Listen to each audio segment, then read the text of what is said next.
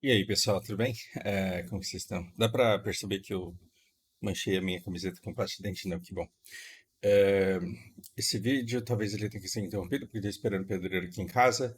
Aí, como eu tenho preguiça de digitar, muito provavelmente eu vou soltar ele em duas partes. Se acabar do nada aqui, não fiquem tristes. Depois de algumas horas vai ter o próximo.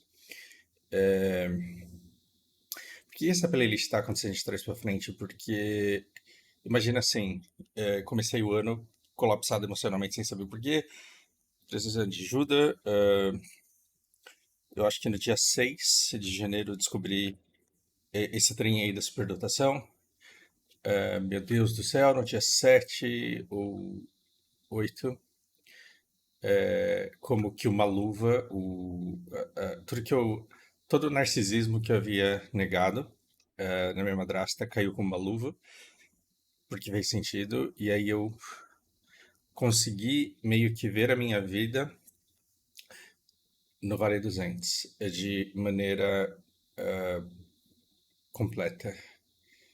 E aí você fala, que porra é essa de Vale dos Entes? Pois é, esse é um dos livros que eu tenho e que é um puta papo de louco, mas que agora que vocês acompanharam um pouco de superdotação, eu finalmente posso abrir, eu posso falar.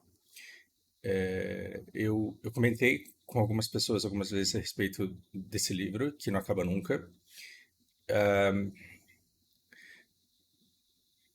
e, e eu nunca fui compreendido, mas é porque eu nunca soube explicar direito, e aí agora eu vou explicar para um monte de gente de uma vez só.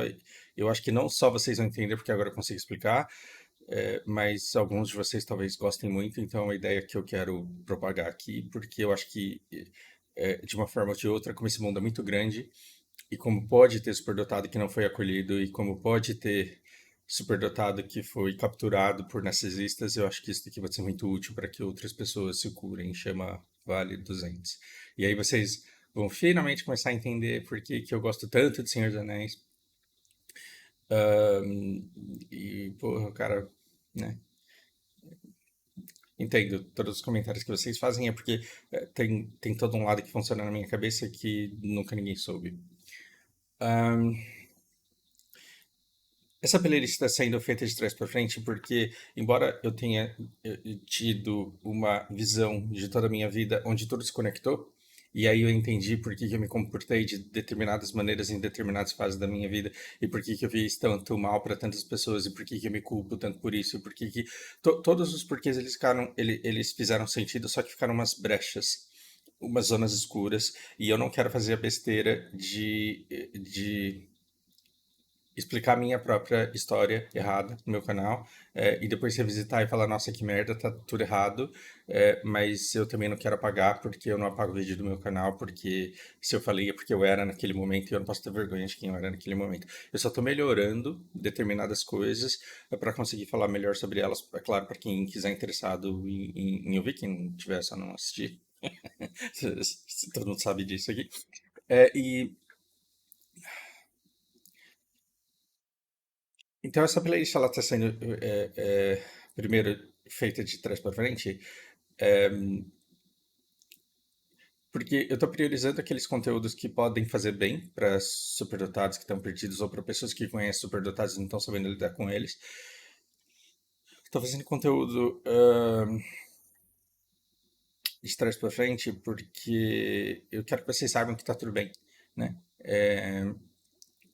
Eu E aí a gente vai começar a falar sobre ressentimento, sobre vingança, sobre perdão, sobre uma série de coisas que parecem pautas que só religiosos podem falar a respeito, e que vocês não escutam psicólogos falando a respeito, porque quando vocês veem psicologia, é sempre, em linhas gerais, é sempre o que diz a ciência, o que diz o conhecimento que nós temos, nunca é alguém falando sobre um caso de um paciente no detalhe ou um paciente dizendo tudo que dói de verdade, porque é difícil, a gente não tem essa cultura e é isso, e isso que eu estou fazendo aqui, eu devo muito aos chineses, então, obrigado. Porque eu percebi que eu estava tendo o RNG de cair nos vídeos de um monte de gente chorando e reclamando que o dia foi ruim, como ele se sentiu, por que ele se sentiu desse jeito, e como ele tá perdido, como ele não sabe o que fazer, quanto ele se sente frágil, e aí no dia seguinte o cara vai lá e arruma um emprego, né? A menina fala, meu Deus, estudei tanto, me esforcei tanto, fui mandada embora, e aí você vai ver, assim, se renasce uma fênix e no outro dia vem aquela empolgação, porque a nossa vida é toda feita de altos e baixos. E por que que o Ocidente está quebrado? O Ocidente está quebrado porque entra no Instagram todo dia e só vê o alto. E só vê a super performance, e só vê o cara fazendo uma coisa muito foda, e só vê gente ostentando uma vida muito perfeita, muito maravilhosa. E como a gente não tem acesso aos momentos de baixa, a gente acha que só a gente que é fudido. Não tô falando que eu acho isso, eu tô dizendo que eu olho para nossa sociedade e eu vejo a nossa sociedade quebrada por conta disso. E aí eu comecei a analisar os chineses falando de suas fragilidades e eu falei, isso é força. Você precisa ser muito forte para expor aquilo que te dói, e você precisa de uma sociedade muito evoluída e muito madura para te abraçar, ao invés de dar hate, porque aí você consegue mais visualizações no Choquei. Ahn, Ainda não é o pedreiro, eu vou responder isso daqui a pouco, que eu estou olhando o celular aqui.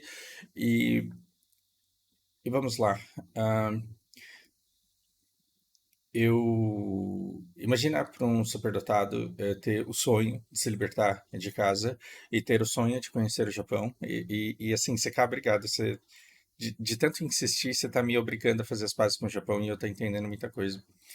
Ahm, Quer dizer, eu tô aceitando coisas que eu sabia e não aceitava.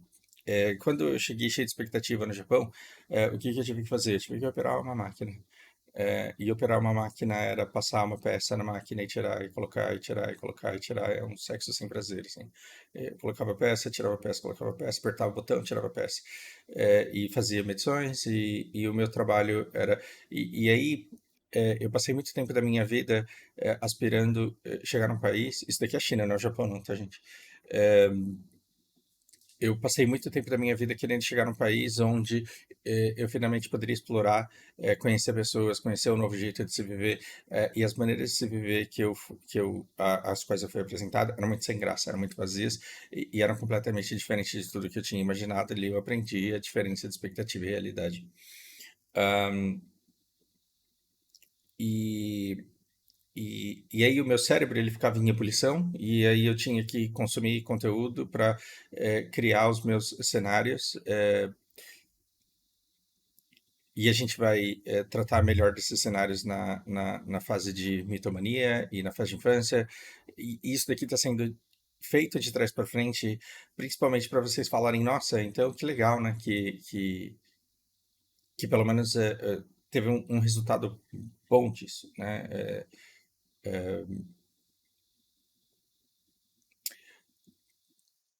A criação desses cenários era olhar para aquela realidade sem graça que eu estava vendo e ficar imaginando o que aquelas pessoas, o que aqueles elementos, como aquela sociedade ela poderia se recombinar de maneira que ela ficasse mais interessante, de maneira que ela fosse mais agregadora, de maneira que eu pudesse aprender mais do que ela, mais com ela.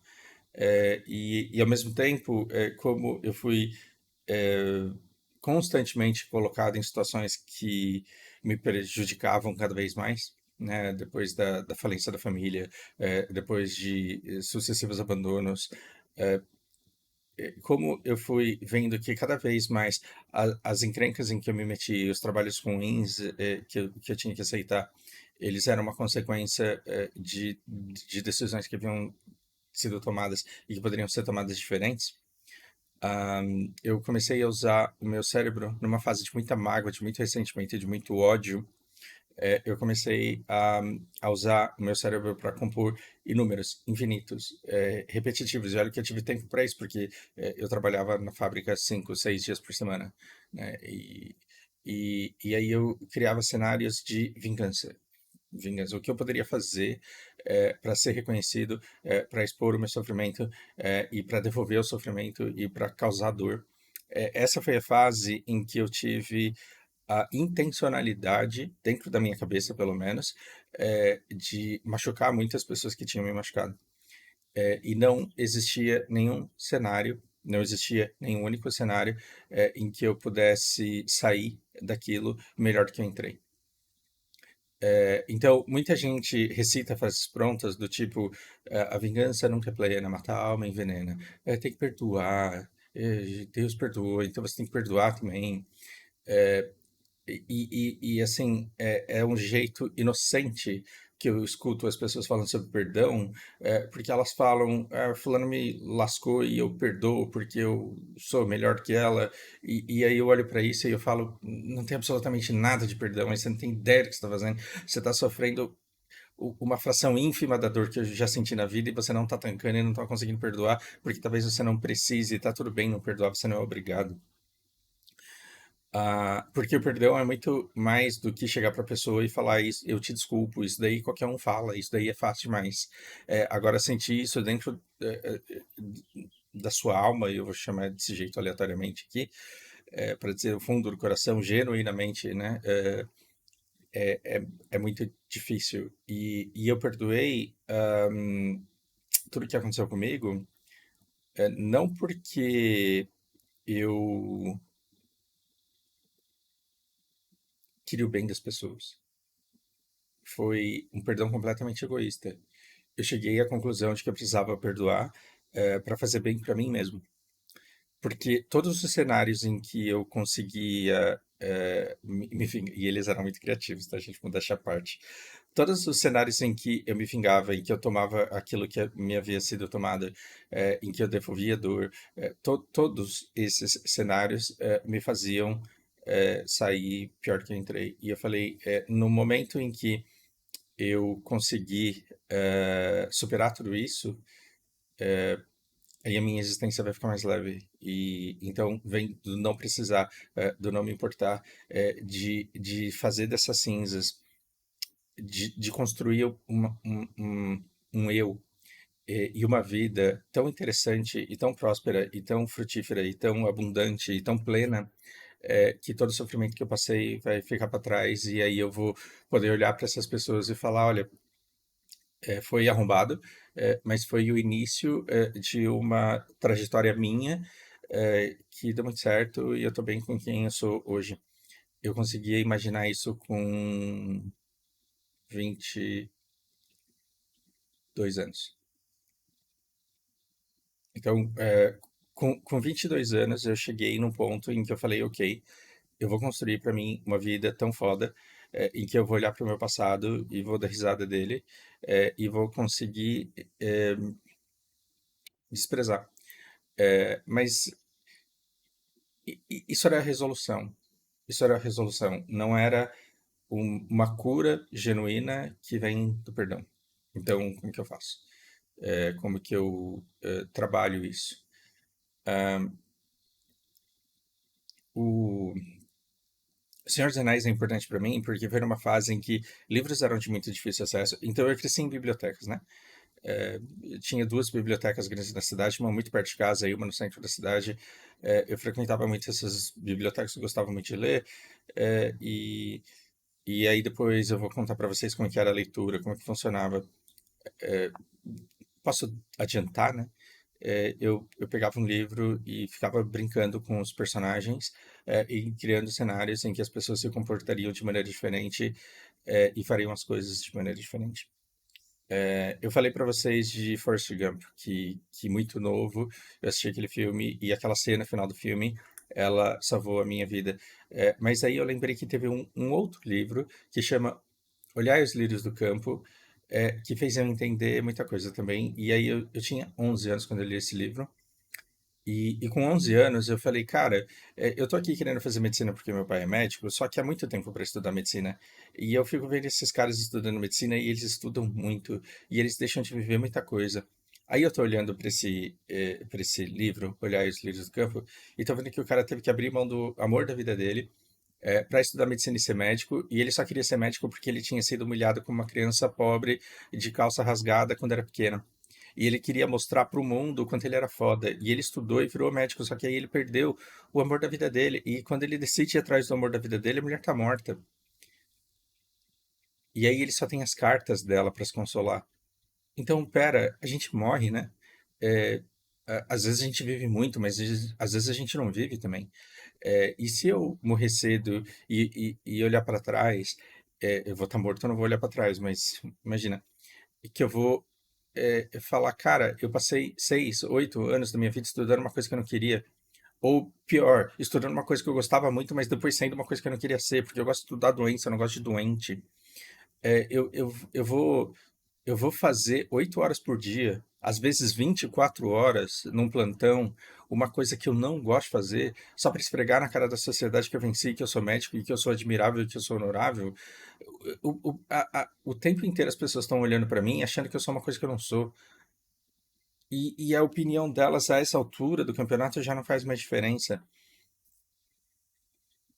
Por que que eu vou viver de acordo com o que as pessoas esperam que eu viva?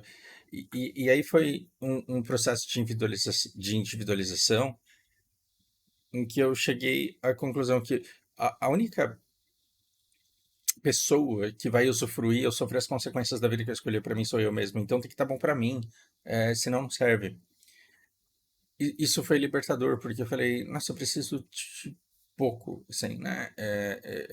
Eu não preciso ser um grande, renomado cientista que abre a boca e ninguém entende o que fala. Você vê assim, cara, tem canais maravilhosos de cientistas na internet, mas mesmo assim, os cientistas que fazem sucesso são aqueles que fazem mais comunicação do que ciência. Por quê? Porque eles estão falando com o público, eles estão ganhando muito dinheiro com isso. O cientista de verdade, aquele cara que manja pra caralho mesmo, aquele cara que desenvolve, faz coisa pra porra. Esse cara, ele não tem tempo de falar com o público e ninguém entende quando ele abre a boca pra falar. Esse cara é solitário, ele vive da paixão. Então, se essa paixão não for genuína e o cara estiver fazendo aquilo por ego, ele jogou a existência da vida dele fora. E esse vídeo era pra ser uma coisa e tá sendo sobre outra. Aqui a gente veio hoje pra passar pano para narcisista e pra falar sobre o Vale dos Entes. Senhor dos Anéis foi um livro libertador, porque na época, de novo, repetindo, eu tinha poucos livros. Eu olhava para os meus livros e falava, cara,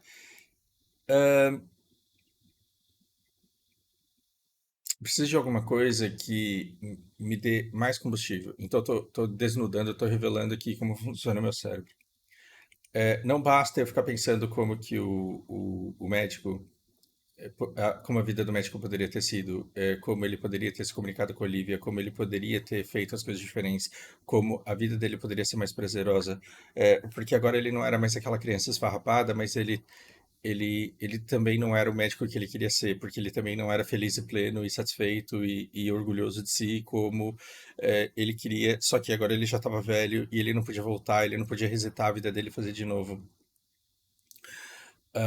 Então, é engraçado como que com 11 anos, eu já fazia filmes, tudo em todo lugar ao mesmo tempo, dentro da minha cabeça, em que eu ficava imaginando para os personagens vidas diferentes do que elas seriam, se elas não tivessem sido feitas do jeito que elas estavam no livro.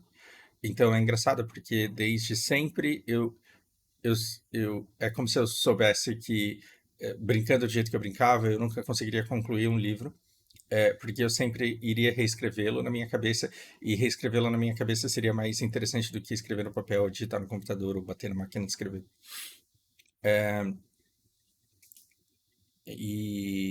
Mas mentes superdotadas, o que que elas fazem? Elas se culpam, né? Porque elas falam, porra, eu recebi um gift, eu recebi um talento, eu recebi e não estou usando, porque eu vejo que eu sou mais inteligente do que as outras pessoas, mas eu não consigo produzir nada. Eu tenho 8 livros na minha cabeça e não consigo escrever nenhum, não consigo terminar nenhum que eu comece. E o Vale dos Entes, ele começa no momento em que eu pego o Senhor dos Anéis e eu falo, cara, esse Tolkien é muito bom, porque ele descreve as coisas de uma maneira que eu consigo enxergar. Ele compõe cenários, ele fala de floresta, como o cara fica 3 páginas para falar de como que era o pé do Hobbit, quando ele fala de um vale, quando ele fala de alguma coisa, eu consigo enxergar na minha cabeça.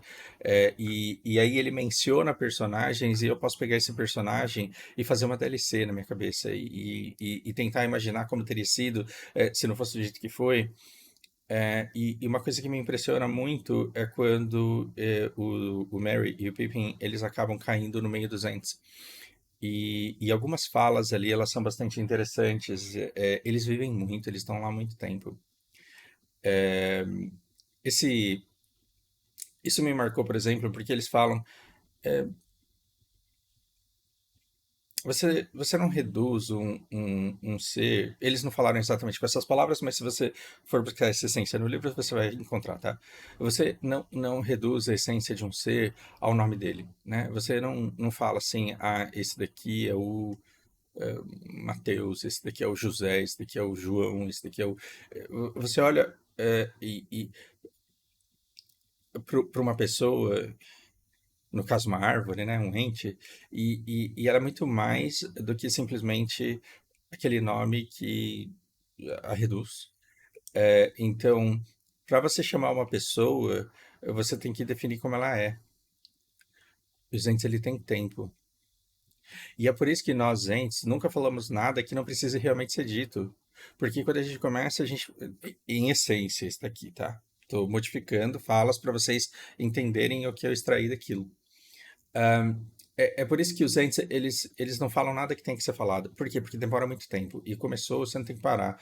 E quando você fala de uma pessoa, você, né, embora eles tenham se adaptado a usar como né, barbárvore, entre eles, eles têm que dizer é, quem é que está envolvido nessa história e aquela pessoa ela precisa ser definida de uma maneira que vai muito além do nome que a chama. Isso era maravilhoso para mim, porque na época eu estava começando a ler mangá e, e verbo, andar, correr, bater, xingar, fácil. Substantivo, bunda, peito, coxa, carro, bicicleta, rio, montanha, isso daí você aprende fácil. Agora, nome de japonês é uma chatice do caralho, porque é sempre uma letra que lê de outro jeito. É sempre uma combinação de duas letras que dá para ser quatro nomes diferentes. E nessa época me irritava o quanto era muito difícil para mim aprender os nomes, pelas histórias justamente buscarem nomes, né, peculiares e, e eu com uma certa aversão àquilo, a conexões com as pessoas, ainda chego numa definição dessa de que as pessoas são muito mais do que os nomes, e é por isso que, não só pelo meu tempo de leitura de mangá, mas até no estudo de história, por exemplo, até no estudo de. Até na leitura de ficção, ou não ficção, os nomes eles passaram a ser muito pouco importantes para mim. Porque quando eu via que na Primeira Guerra, na Segunda Guerra, ou na Guerra dos Balcãs, ou na Guerra não sei o que, fulano tinha feito isso e aí ciclano foi lá e fez aquilo, na verdade o nome da pessoa pouco importa, porque eu não estou vendo uma pessoa isolada, eu estou vendo um combinado de interação de seres humanos. E Senhor dos Anéis me fez perceber que não são só as pessoas grandiosas e poderosas, todas as pessoas pequenas, elas têm um papel essencial no acontecimento de tudo, inclusive os vilões. E é uma mensagem muito poderosa, porque as pessoas que te fazem mal, elas te estimulam a crescer, as pessoas que te machucam, elas te fortalecem. E a gente, às vezes, cai numa igreja que ensina pra gente que tudo tem que ser amor, e que é muito fácil, e a natureza humana não é desse jeito. A natureza não é dizer, a não ser que Deus queira vir aqui mudar a nossa natureza, não dá para ser do jeito que a religião espera que as pessoas sejam, porque aquilo é o ideal, não é quem as pessoas são, não é o que as pessoas foram feitas para ser. Eu sei que esse papo tá muito de doido, tenha paciência. Ahn, a gente sabe para onde a gente está indo. A gente está indo para o Vale dos Entes, eu só tô criando o cenário para você entender como que a gente chega lá. Ahn, e aí eu penso, a nossa vida é muito rápida. É engraçado como uma criança de 7 anos, ela de repente está com 20 e ela não necessariamente aprendeu o que ela tinha que aprender. Então, tem muito cara com 40 anos que não viveu 10% do que eu vivi, não sofreu o que eu sofri. Logo, ele não tem determinadas habilidades, ele não tem determinado conhecimento, porque ele nunca foi estimulado aquilo. Então, se um dia ele sofrer 2% do que eu passei, talvez ele colapse e se mate. E tá tudo bem. Não ele se matar, mas tá tudo bem ele não sofrer e não desenvolver força. E aí, quando a sociedade funciona, ela funciona impulsionada por pessoas que têm força, que não têm força, por pessoas que desenvolveram tanta força, com tantos traumas, que elas conseguem ser quem elas precisam ser na hora que precisa ser, e aí as coisas vão acontecendo. Então, eu olhava para os livros de história. E Senhor dos Anéis me libertou, porque até então era Hitler, era Napoleão, era Alexandre o Grande, até então era o Bill Gates, até então era o Steve Jobs, até então era o cara muito foda que fez isso. Então, tem uma fala do Cortella muito interessante, em que ele diz que ele foi servido café por uma moça da Copa, uma senhora da Copa, e ela achava que ela só fazia café, e eu fui lá e falei para ela que ela fazia educação. E aí a mulher chorou e tal. É bonito o Cortella contando isso, é, e, mas vamos lá, né? Vamos pegar isso e dizer. ahm,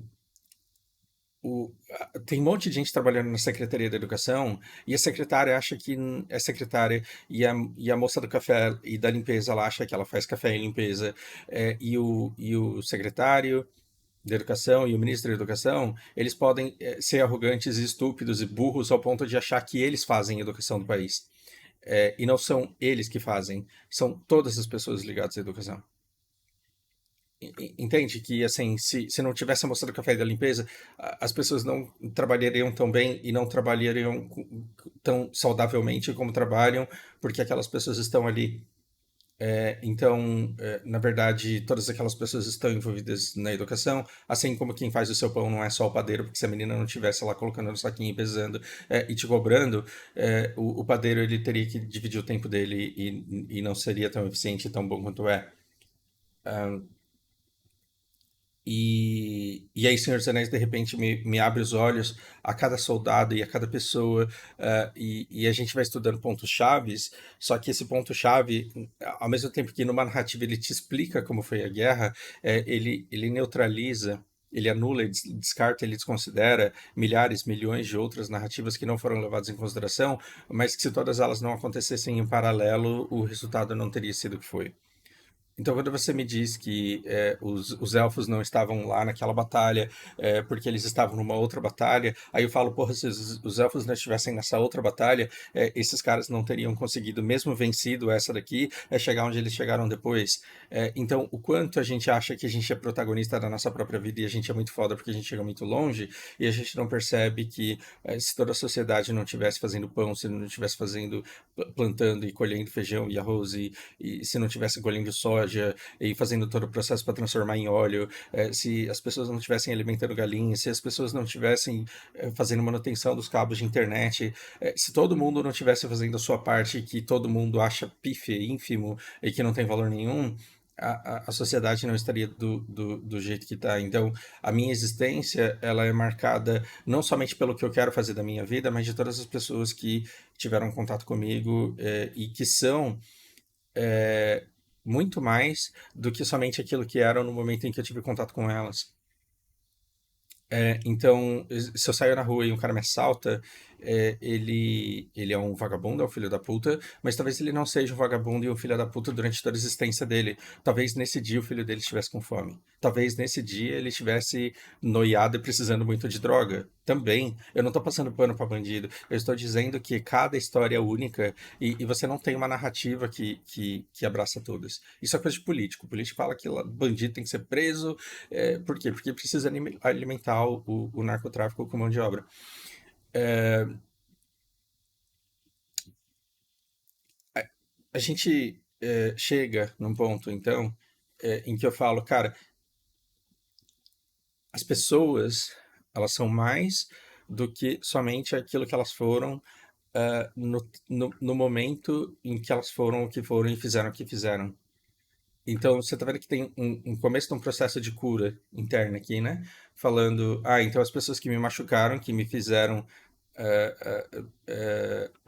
o que fizeram, elas fizeram porque em determinado momento elas estavam colhendo fruto de tudo que elas viveram, experienciaram e se tornaram, e agiram da maneira que elas tinham que agir.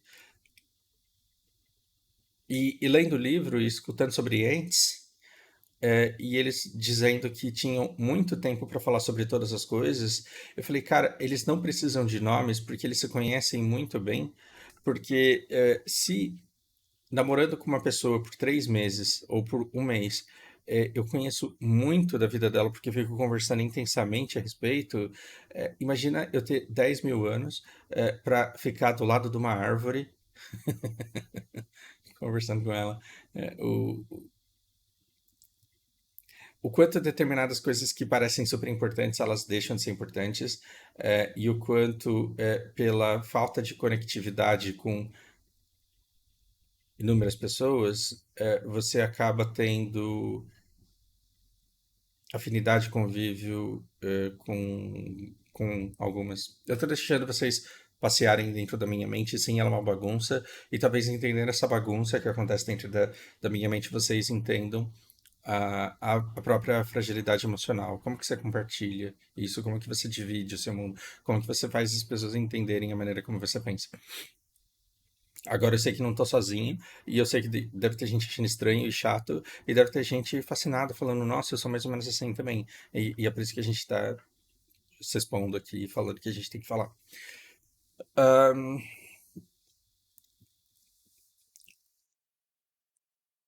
Muito antes da inteligência artificial, dizer que ela pode fazer livros muito parecidos com o estilo do Machado de Assis, né? Com a métrica do Camões. Muito antes disso,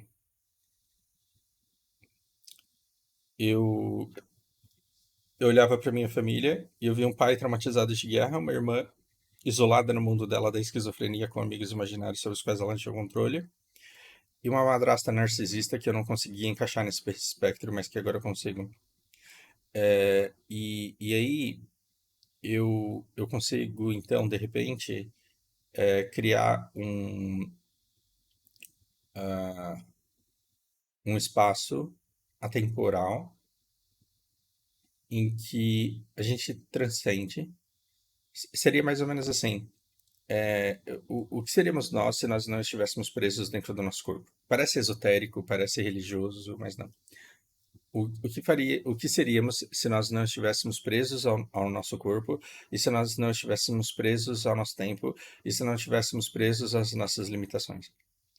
Né? Então, e se o cérebro da minha irmã não fosse esquizofrênico? Se o cérebro do meu pai não fosse traumatizado, muito provavelmente ele não seria quem ele foi, mas vamos pensar que durante o tempo de vida ele é uma pessoa, mas que num plano superior.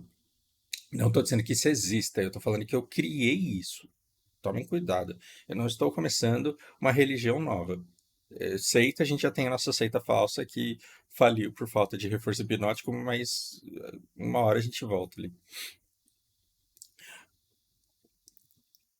Nesse plano, né, que eu criei dentro da minha cabeça, eu tenho o meu pai sem demência, sem Alzheimer, sem os traumas que ele teve e sem os bloqueios emocionais que faziam com que ele fingisse que as coisas não estavam acontecendo com ele para se poupar da dor, que foi o que a criança de 11 anos aprendeu a fazer quando Tóquio foi bombardeada. 9, 10, 11 anos, meu pai estava vivendo nos escombros, porque Tóquio estava muito parecido com o que é Gaza hoje. Então, assim, eu sofro muito pelas crianças de Gaza, porque se elas sobreviverem, eu sei quem elas vão se tornar, porque eu acompanhei meu pai a vida inteira. Ah,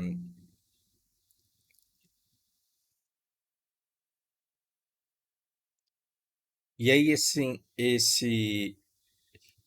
como seria bom se eu pudesse conversar com meu pai, com todo o conhecimento que ele adquiriu e com tudo que ele se tornou, só que sem o Alzheimer e sem os traumas que ele passou. E aí eu consigo conversar com a minha irmã e dizer: fui arrombado com você na infância, porque eu era uma criança mais nova do que você, porque eu tava com raiva, porque eu tava puto, porque tinha ódio, porque tinha uma ira que me consumia. Eu descontei muita coisa em você e eu acho que isso fez parte de tudo que te deu gatilho para desenvolver esquizofrenia. Mas eu acho que depois eu fiz o que pude para para te compensar de alguma forma. Eu cuidei de você. Eu cuidei de você te tratando de maneira firme, por vezes quase agressiva, para te proteger de você mesmo, porque você tinha um quadro muito atípico de esquizofrenia que era difícil até para os médicos perceberem e depois de perceberem aceitarem.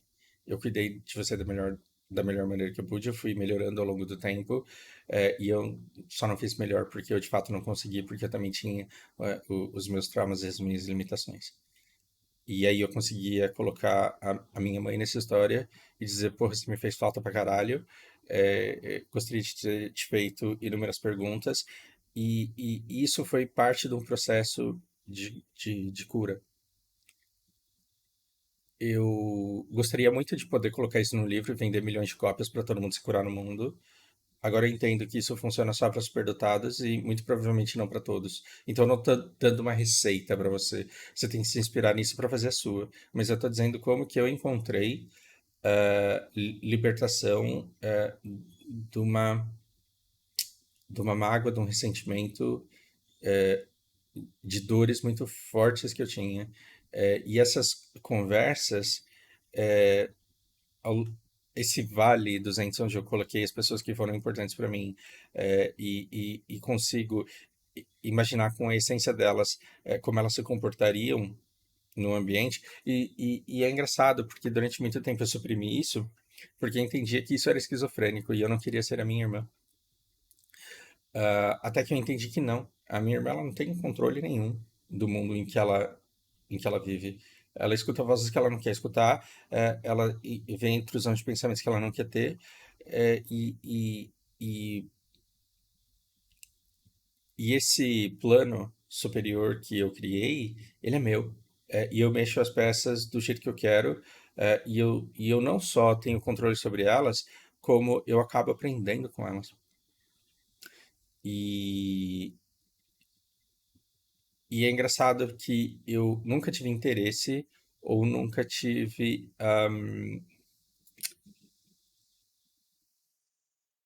condições de colocar minha madrasta ali no meio. Era uma peça que não encaixava, principalmente porque esse Vale dos Entes me fez perceber uma coisa que virou premissa da minha vida para enxergar o mundo. Essa é a minha premissa, não pode ser a sua. Quer dizer, pode, mas não tem que ser a sua. Para fazer a minha vida ficar mais leve, eu coloquei na cabeça que quando você tira a fraqueza das pessoas, sobra muito pouca maldade pura. E isso virou meio que um mantra na minha vida e que torna a minha vida muito mais leve. Então, eu tô lá dando aula para uma aluna bipolar, ela vem e me fala absurdos de insultos e mentiras, e, e aí eu vejo que eu tô completamente centrado, tô completamente equilibrado, não tô puto, porque eu falo, isso é só um acesso de fúria, e é um descontrole, é uma grande fraqueza de uma pessoa que não está se tratando, que não está tomando remédio, que não está cuidando de sua sanidade como deveria. Eu não fiz nada de errado, então se ela está descarregando tudo isso em mim, ela poderia estar descarregando em qualquer outra pessoa. Então, olha, me desculpa. Eu sou capaz de relevar isso. Se você quiser, semana que vem a gente pode ter aula, mas essa semana não. Aí depois a gente conversa. Para eu chegar nesse ponto, eu tive não só que desenvolver essa premissa, mas eu tive que acreditar nessa premissa e viver de acordo com ela. Ah, Fausto, mas aí você está sendo muito naive, né? Cabação, crédulo demais. Um psicopata, se você pudesse fazer uma cirurgia no cérebro dele e alterar a área que lhe falta, talvez ele não fosse psicopata. Ah, mas ele mata muita gente, isso é evil. Sim. Mas se você tirar isso, dado que é doença, dado que é formação, então eu considero que isso é fraqueza. E então sobra pouca maldade se você tirar a psicopatia, sobra pouco maldade se você tirar narcisismo, sobra pouca maldade se você tirar borderline. E aí, quando você vai tirando a incapacidade das pessoas de lidarem com a dor, com o medo, com a frustração, quando você tira maturidade, e você vai entendendo o porquê dos comportamentos da pessoa, e aí você consegue perdoá-la com mais facilidade, porque você fala, na verdade, você não é extremamente agressivo, macho pra caralho. Na verdade, você é um coitado que não sabe lidar com as suas fraquezas. Se tirasse a fraqueza de você, sobraria pouca maldade no fim das coisas. E esse Vale 200, que já foi uma tentativa de livro, ele é um lugar onde eu levo as pessoas sem essas fraquezas. Então, a minha irmã não é esquizofrênica. O meu pai não é manipulável. Ele não suprime realidade. Ele não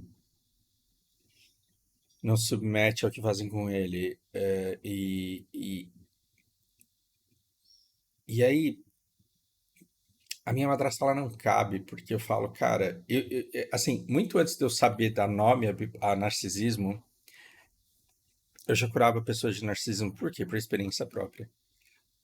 Então, quando eu vejo que as pessoas sofrem na vida corporativa, e a vida corporativa tem uma seleção ali.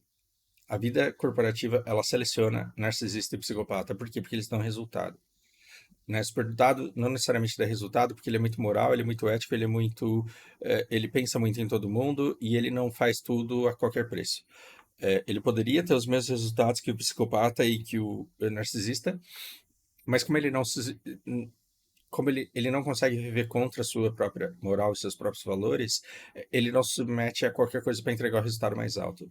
O narcisista e o psicopata, eles estão cagando para os outros. Eles querem ou eles querem ser admirados, ou eles querem se sentir poderosos, e eles vão fazer o que for necessário para entregar resultado.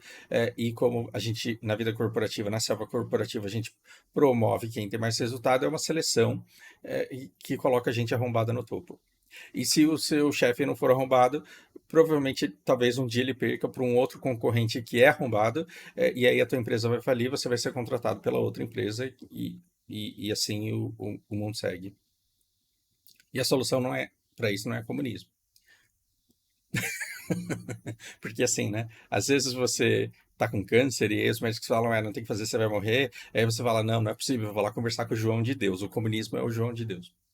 Ele, ele, ele Ele te ocupa durante muito tempo pensando no cenário em que tudo vai ficar perfeito e que vai dar certo pra caralho porque existe o bem e porque existe uma. E aí você fica tanto tempo imaginando uma coisa gostosa que te acolhe, que te abraça, às vezes te come, né? Pensando uma coisa tão boa e tão positiva que aí você deixa de olhar as possibilidades que você tem aqui. Aí às vezes lança um tratamento novo e você fala: não quero esse tratamento porque minha fé e o comunismo é isso. Eu também canso de repetir, não é só você que cansa de escutar, mas eu falo porque precisa, porque o comunismo ele é o extremo, mas tem um monte de coisa aqui no meio, né? Que fica fazendo você pensar no mundo maravilhoso e dar dinheiro para apoiar o canal, de gente que também gosta de coisas maravilhosas, e aí só fica pensando, e aí o mundo tá na tua frente, com os problemas na tua frente, você não faz nada com ele, porque você fica pensando como seria o mundo se ele fosse diferente, e aí você tá dando dinheiro pro cara que tá imaginando esse mundo, e não tá dando dinheiro para quem tá precisando sobreviver aqui na realidade da coisa. Ah, minha madrasta não conseguia colocar ela no Vale 200, porque eu falava, eu não consigo enxergar onde está a fraqueza. Assim, enxergo inúmeras fraquezas. Mas tem determinadas coisas que, mesmo ela sendo narcisista, que não cabe. Nem narcisista faz o que essa mulher fez. Nem narcisista. Pô, vocês devem passar uma raiva do caralho com curiosidade para saber o que foi. Calma, tá chegando. Isso daqui é um prelúdio. Eu preciso passar pano para essa pessoa. E, e ter descoberto a superdotação fez eu entender aquilo que faltava. Fez eu entender a tomada de atitude dela em fases muito cedo da minha vida que levou, que me levou a ter a vida que eu tive. Então, é como se agora eu conseguisse entender que por eu ter superdotação e por eu ter me desenvolvido muito cedo, e ter feito questionamentos muito complexos diante de quem ela era, não tinha outro jeito das coisas se desenvolverem a não ser da maneira que elas se desenvolveram. E, e aí agora eu consigo colocar tudo aqui, e falar, nossa, então é isso. Significa que vai deixar de doer? Não. Significa que eu vou conseguir alterar quem eu me tornei? Não. Significa que os meus fetiches vão mudar porque agora eu sei de onde eles vieram? Não. Queria que mudassem, mas não. Tá consolidado. Mas pelo menos agora eu consigo entender algumas coisas e isso é extremamente libertador. Ah, e aí, por que isso daqui é uma conversa para passar pano para narcisista? Porque se vocês procurarem narcisismo na internet, vocês vão cair em inúmeras bolhas de pessoas que falam muito sobre isso. Algumas falam com dor, algumas falam com ressentimento e têm todo o direito. Algumas falam de maneira técnica, como se nunca tivessem de fato convivido com uma pessoa assim. Você encontra inúmeras formas de se abordar narcisismo e inúmeras definições que vêm de profissionais. Então, eu não estou aqui para dizer o que isso é. Mas tem uma geradora de conteúdo sobre isso muito boa, que eu vou ver se eu deixo na descrição do vídeo aqui, em que ela valida a minha premissa de mundo. Qual que é a minha premissa de mundo? Se você tirar a fraqueza, sobra muito pouca maldade. E tem canais que falam dos narcisistas como se eles fossem vampiros demoníacos, seres da escuridão, tudo isso. Eu entendo tudo.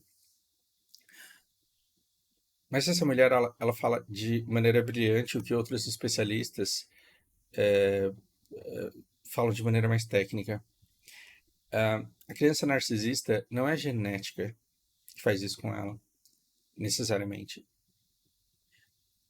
Ela é uma criança que foi submetida a uma humilhação tão grande, a uma vergonha tão grande, a um desamparo tão grande, que ela não conseguiu sobreviver àquilo. Aquela criança inocente, ela não conseguiu sobreviver àquilo. Aquilo foi tão duro para ela que ela não sobreviveu. Então ela cria uma outra persona. Eu estou usando palavras aqui tudo errado, tá? Tecnicamente. Ela cria uma outra pessoa para ela que é muito mais forte e que sobrevive àquilo e que vive como se para se vingar. Então, ela não sobrevive àquela vergonha, ela sai transformada, ela sai uma outra pessoa. O mundo é meu inimigo, o mundo que é o pior para mim, o mundo quer me humilhar, o mundo quer me destruir, e já consegui uma vez, mas não vai conseguir de novo. Porque agora eu voltei preparado, porque agora eu voltei forte. E essa pessoa, ela, ela se sente no direito de se vingar de todo mundo e se vingar do mundo e fazer todo mundo sofrer. Por quê? Porque afinal de contas ela tá vingando a morte dela mesma. De desamparo, de falta de amor, de desamor, de desatenção, de... Então, ela entende que ela tem que lutar contra o mundo inteiro e para ela conseguir lutar contra o mundo inteiro ela tem que ser forte. Só que ela é uma criança que morreu de vergonha e de fraqueza. Então, como que ela faz? Ela se convence dessa força, porque ela precisa dessa força para sobreviver ao mundo. Então ela se apropria dessa força que ela acredita que ela tem para conseguir enfrentar o mundo que ela tem certeza absoluta que está todo voltado contra ela.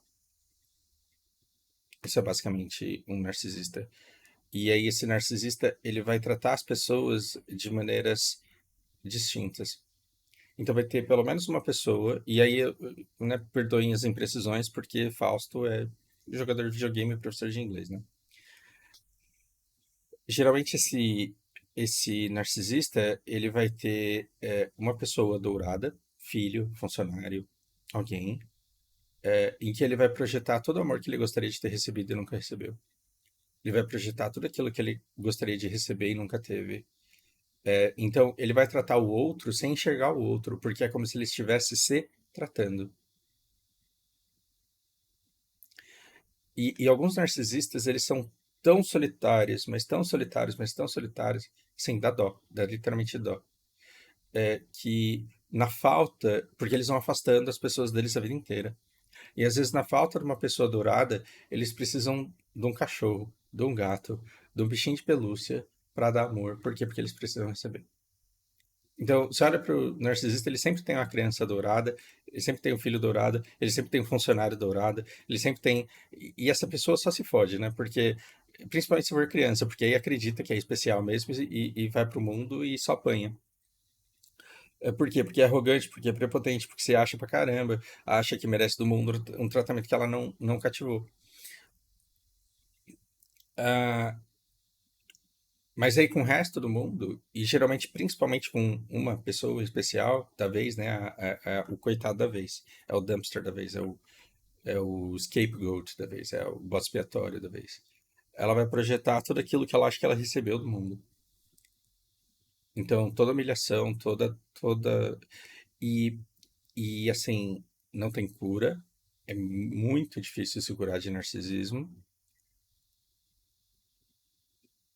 E é triste, porque quando você pensa que foi uma criança que não sobreviveu à vergonha, que não sobreviveu à dor, que não sobreviveu à humilhação, é como se literalmente fosse uma criança que você perdeu em Gaza, só que vive, sobrevive. Para quê? Para virar terrorista, para virar. Eu não tô dizendo que você tem que dar esse poder a eles. Não tô dizendo que o cara ele pode ser. Não é isso. Mas você entende determinados comportamentos. Não tô querendo associar terrorismo a narcisismo. Pelo amor de Deus, separem as coisas.